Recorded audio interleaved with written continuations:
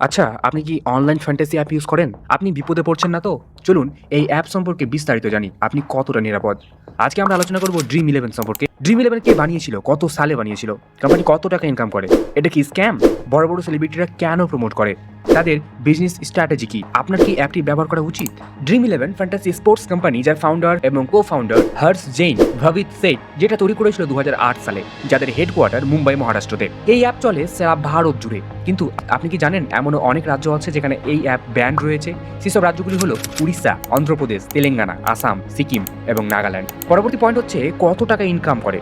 আপনি জানলে অবাক হবেন, তাদের রেভিনিউ জেনারেট হয়েছিল 6,368 কোটি টাকা 2023 ফাইন্যান্সিয়াল ইয়ার অনুযায়ী, এবং তাদের নেট ইনকাম 188 কোটি টাকা।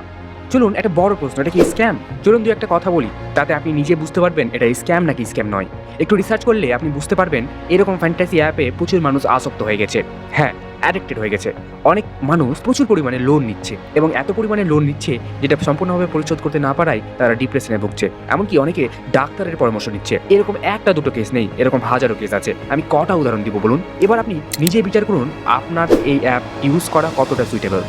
বড় বড় সেলিব্রিটিরা কেন প্রমোট করে? এবার প্রশ্ন হচ্ছে, যদি এসব অ্যাপ এতই খারাপ হয়, সবার জন্য ক্ষতিকারক হয়, তাহলে আমাদের যারা আইডিয়াল তারা কেন এসব অ্যাপের প্রমোট করছে?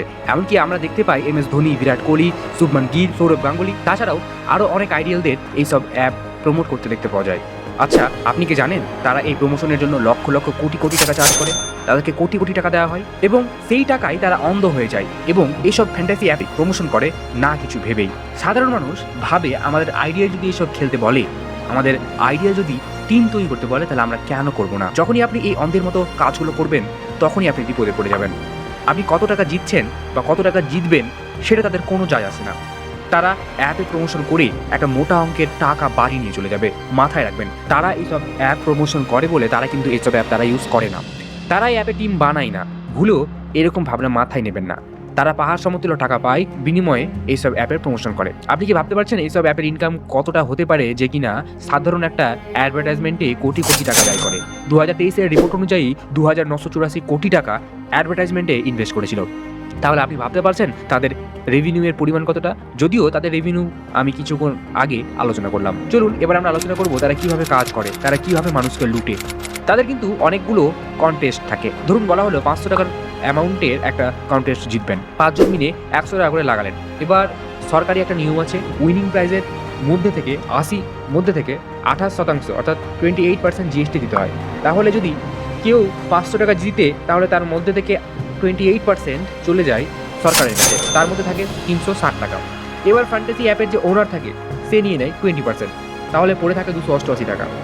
আপনি পেতেন 500 টাকা, সেই 500 টাকা থেকে হয়ে গেল 288 টাকা। কিন্তু এখানে থেমে নয়, 500 থেকে সরাসরি চলে আসছে 288 টাকায়। শুধু 288-তে থেমে থাকে না, সেখানেও 30% TDS ট্যাক্স দিতে হয়। তাহলে হাতে বাঁচে 201 টাকা 6 পয়সা। আপনি 500 টাকা পাওয়ার আশায় আপনি 100 টাকা লাগালেন, কিন্তু আপনি পেলেন 201 টাকা 6 পয়সা। এখানে সব থেকে লাভবান হচ্ছে সরকার, আর ক্ষতিগ্রস্ত হচ্ছে আপনি। এভাবেই এইসব অ্যাপগুলো কাজ করে। আমি একটা উদাহরণের মাধ্যমে বোঝানোর চেষ্টা করলাম। মাথায় রাখবেন, কোনো একটা ব্যাটিং কোম্পানি বা কোনো একটা কোম্পানি, কোনো একটা ব্যাটিং অ্যাপ তৈরি করা হয় তাদের নিজের লাভটা দেখে তৈরি করা হয়। আপনি কতটা জিতবেন, আপনাদেরকে জিতানোর উদ্দেশ্য তাদের থাকে না। সুতরাং আপনি যে 50 টাকা অথবা 100 টাকা ইনভেস্ট করছেন, লাগাচ্ছেন, আপনার কাছে হয়তো কোনো ব্যাপার না, কিন্তু আপনার মতো 50 কোটি লোক আরও লাগাচ্ছে।